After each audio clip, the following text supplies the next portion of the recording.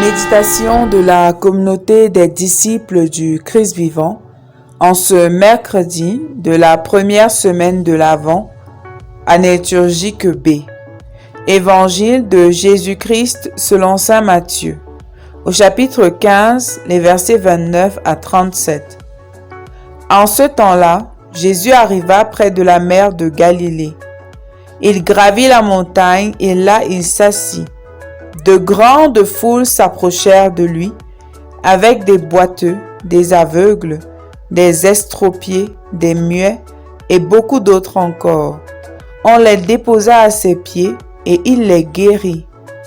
Alors la foule était dans l'admiration en voyant des muets qui parlaient, des estropiés rétablis, des boiteux qui marchaient, des aveugles qui voyaient, et ils rendirent gloire au Dieu d'Israël. Jésus appela ses disciples et leur dit : « Je suis saisi de compassion pour cette foule, car depuis 3 jours déjà, ils restent auprès de moi et n'ont rien à manger. Je ne veux pas les renvoyer à jeûne. Ils pourraient défaillir en chemin. » Les disciples lui disent : « Où trouverons-nous, dans un désert, assez de pain pour rassasier une telle foule ? » Jésus leur demanda : « Combien de pain avez-vous ? » Ils dirent : « 7, et quelques petits poissons. » Alors il ordonna à la foule de s'asseoir par terre. Il prit les 7 pains et les poissons. Rendant grâce, il les rompit, et il les donnait aux disciples, et les disciples aux foules. Tous mangèrent et furent rassasiés. On ramassa les morceaux qui restaient. Cela faisait 7 corbeilles pleines. Acclamons la parole de Dieu. Méditation. Bien-aimés dans le Seigneur, Dieu soit loué en tout temps. Depuis hier, les textes de la liturgie, notamment l'Évangile, nous renseignent sur les bontés de celui qui vient au nom du Seigneur, le Messie, le Fils du Dieu vivant, Jésus-Christ.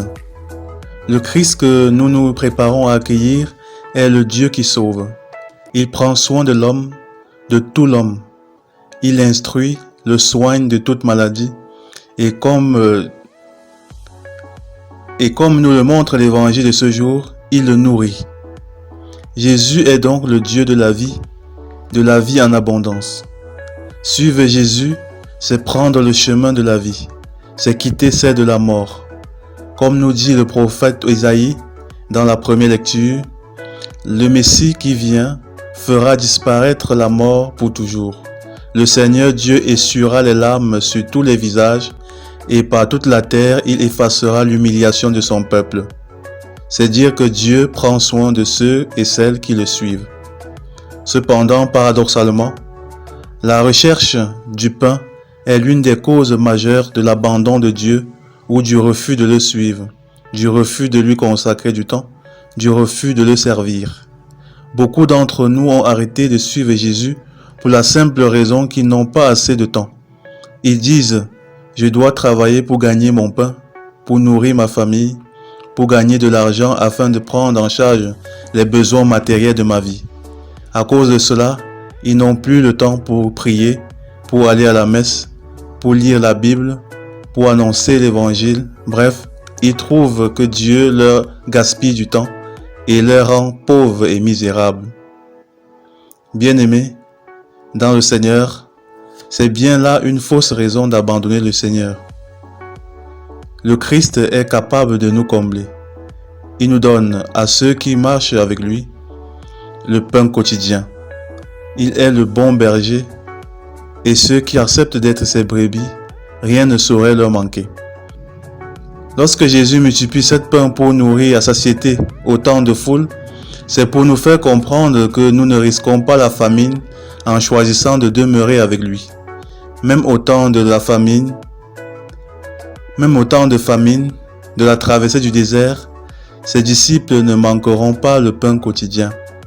Abandonner Jésus pour courir après la nourriture du ventre est bien une vilaine raison de l'abandonner, car il nous donne de la nourriture en abondance. Est-ce que ma foi est si ferme pour me permettre de croire que Dieu ne pourra pas m'affamer, mais me comblera de la nourriture en abondance? Est-ce que j'ai perdu ma ferveur à cause du travail, de la recherche de la nourriture? Est-ce que je suis réellement conscient qu'au-delà de la nourriture de l'âme, le Christ qui vient peut également me donner celle du corps? Pendant ce temps de l'Avent, frères et sœurs bien-aimés, préparons nos cœurs pour accueillir le Dieu de l'abondance, de la vie, de la guérison, celui qui donne du pain et rassasie ses fidèles. Prions.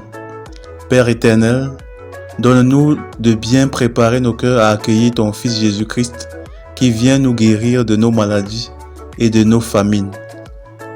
Amen. Intercession. Nous te prions Seigneur pour tous les affamés. Accorde-leur de trouver du pain en abondance. Touche le cœur de ceux qui vivent dans l'abondance afin qu'ils soient charitables pour partager avec ceux qui croupissent dans la misère autour d'eux. Vierge Marie, intercède pour nous. Exercice spirituel. Quand Dieu nous donne du pain, c'est pour nous et pour ceux qui n'en ont pas. Aujourd'hui, prions pour les personnes vulnérables de notre société, les malades, les orphelins, les prisonniers, etc. Partageons notre pain en leur faisant un don quelconque. Loué soit Jésus-Christ, à jamais.